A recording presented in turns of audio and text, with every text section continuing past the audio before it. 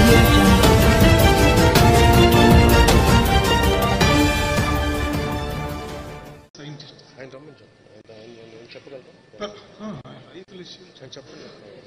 Next Ghaffar గారు retired agriculture officer, రైతుల సమస్యలపైన పంటలపైన అపారమైనటువంటి అనుభవం కలిగిన వ్యక్తి.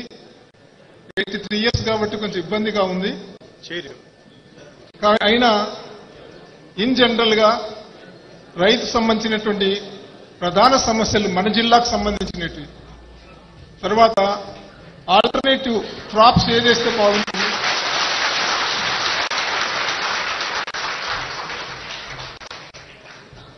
అదేవిధంగా గఫూర్ గారిని కోరడం ఏమిటంటే, మనం చిరుధాన్యాలు పండించటం లేదు, కారణాలు ఏమిటి? ఇది గఫూర్ గారు వాళ్ళ కూర్చోండి. ఈరోజు మంచి రోజు అన్నారు, మంచి రోజే. చాలా మంది గొప్ప వాళ్ళు వచ్చినారు. ఈ వేదిక మీద మీ కోరికలు తీర్చడానికి చాలా మంది జ్ఞానులు, విజ్ఞానం కలిగిన వాళ్ళు ఇక్కడ ఉన్నారు. ఇందాక అనంతపురం జిల్లా వాసులకు వరి పండింది, పంట వేసుకున్నారు. మళ్ళీ ఈ లోపల ఏం జరిగిందంటే, కొంతమంది రైతులు వచ్చి, సార్ మీ దగ్గర వరి బీజాలు ఉన్నాయా సార్ అని వచ్చినారు. మా దగ్గర వరి బీజాలు ఎందుకుంటాయండి, ఇక్కడ ఉండవు. తూర్పుగోదావరి, పశ్చిమ గోదావరి జిల్లాలకు అడిగితే ఆ వరి బీజాలు ఉంటాయి, కానీ వరి ధాన్యం ఉంటుంది కానీ అని ఒక అవకాశం ఇచ్చినారు. అంతేకాకుండా అనంతపురం జిల్లాలో ఈ రోజున రైతు సంతోషంగా, ఆనందంగా ఇటువంటి చిన్న కార్యక్రమంలో పాల్గొని బాగా సంతోషంగా ఉంటున్నారు అంటే ఇదంతా కూడా భగవంతుని ఆశీస్సులే. మనం అంటే సమగ్రంగా తన దగ్గర ఉన్న జ్ఞానాన్ని సకాలంలో ఉపయోగించుకుంటున్నాడు అంటే కొంచెం ఆలోచన చేసుకోవాలి.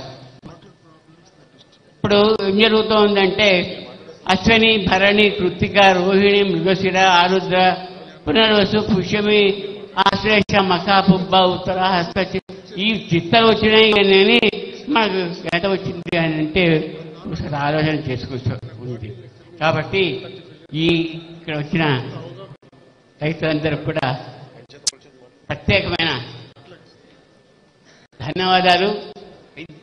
ఈ సందర్భం అందరికీ తెలుసు, నిన్నటి రోజున చంద్రగ్రహణం ఏర్పడింది. ఇప్పుడు గ్రహణం అనేది సూర్యునికి, ఇతర గ్రహాలకు సంయుక్తంగా సరైన పోలికలు లేనందువల్ల జరుగుతూ ఉంటాయని. కానీ మనం ఇప్పుడు చాలా మంది రైతులు వేరుశనగ పంట వేసినారు ఈ రెండో కాలానికి. అంటే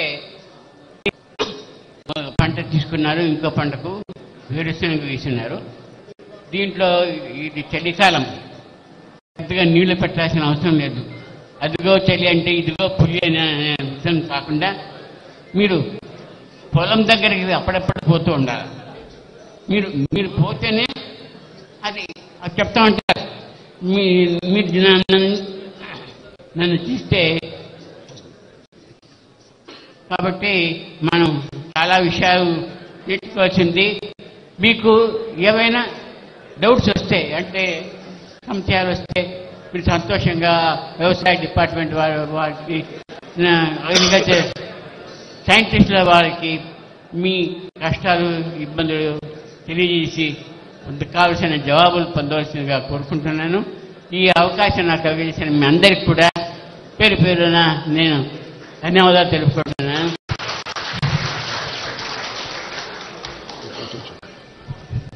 ఏంటండి, వీడియో నచ్చిందా? అయితే ఓ లైక్ వేసుకోండి, లేదంటే ఓ కామెంట్ చేయండి. ఎప్పటికప్పుడు మా వీడియోస్ చూడాలంటే సబ్స్క్రైబ్ చేసుకోండి.